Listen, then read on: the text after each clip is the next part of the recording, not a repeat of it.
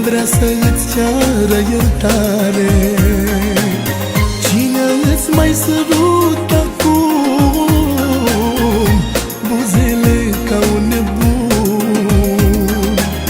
Cine îți mai aduce o floare când vrea să îți ceară iertare? Cine îți mai sărută acum buzele ca un nebun? Chiar dacă ne împăcăm, nu va mai fi ca la început. Nu mi-a dat seama ce-am avut până când eu nu te-am pierdut. Casa e așa de pustie, unde mă uit te văd pe tine.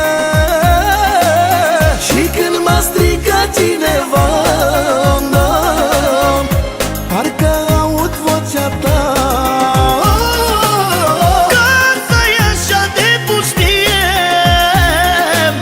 unde mă uit te văd pe tine. Și când mă strigă cineva, parcă aud vocea ta.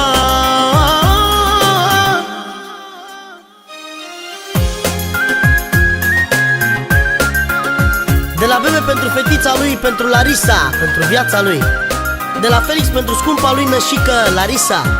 De la Bebe pentru Șandor Bulibașa, de la Târgu Mureș. Cine-ți mai luminează viața când te trezești dimineața? Cine-i acum în locul meu, adânc în sufletul tău? Cine-ți mai luminează viața când te trezești dimineața? Cine-i acum în locul meu, adânc în sufletul tău? Chiar dacă ne împăcăm,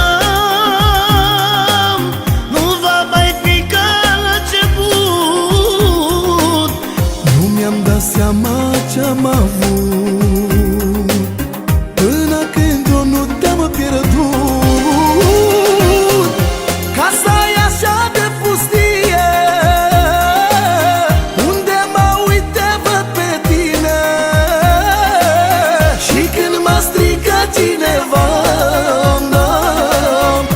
parcă aud vocea ta. Casa e așa de pustie, unde mă uit te văd pe tine.